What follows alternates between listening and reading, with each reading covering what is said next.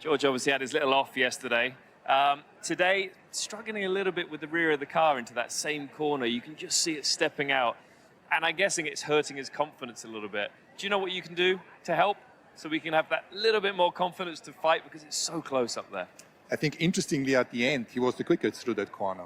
So in the last 2 laps. So I believe you just need to ramp your way back up and gain the confidence, and hopefully we are into Q3, and then this is the 2 laps that you need to nail and have the maximum confidence. I just wonder how much it took out of the wind out of his sails yesterday. It doesn't look it at all, though, for George, when you see that he's within a half a tenth of Max Verstappen. As we have another look at it yesterday, I mean, obviously a number of people lost a lot of time, didn't get their high fuel runs in, but seems to be a feature of George this year, his resilience on a race weekend. Is that something that he's improved, he builds and sort of aims everything for Q3? These mistakes can obviously happen if you push, and I think he did really well in putting the car into the wall straight, so just broke the nose and not took the 2 corners off, because it looked like if he takes it sideways, it's more damage.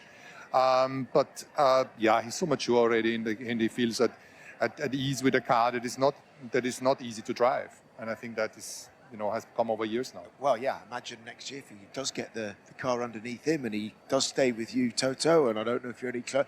Can we? That would be great, wouldn't it? You're here. I have to ask you, how near, how far?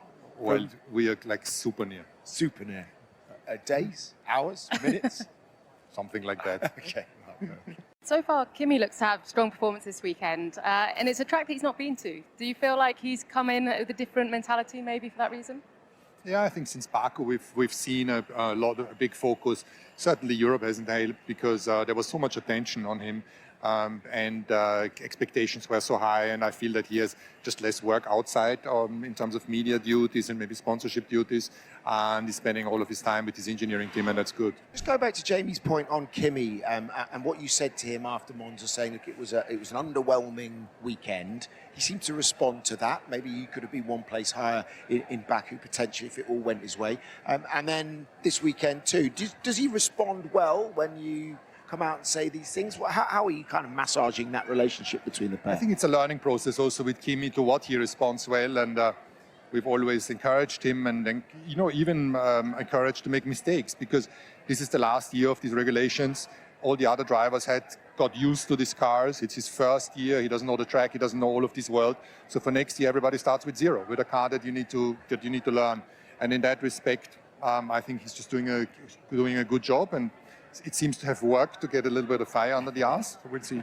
But are you seeing the flashes in the pan of speed? Are you seeing something that makes you think that he could be a generational talent, or definitely fighting for world championships in the future, in the data, whatever it is? At least putting him on a level with George, who's obviously having a very good year. I mean, this is a very high level already. If you look at George and Max, the skills are so high, and there's a few others that fall into that bracket.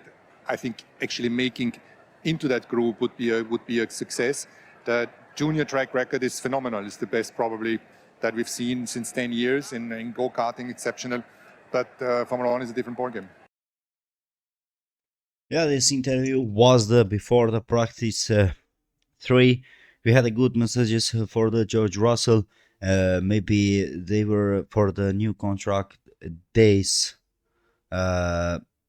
to have that for the George Russell, but after his qualifying performance today, I think maybe it will be a couple of hours to announce that contract that will be together for the Mercedes for long years. And of course, before this interview, we had Toto that told Kimi Antonelli will be 100% next year in a Mercedes. They have a good driver duo, and I think with a good car, we will watch a very good and very interesting races with the Mercedes. Don't forget to like the video, to comment it, and to subscribe to the channel.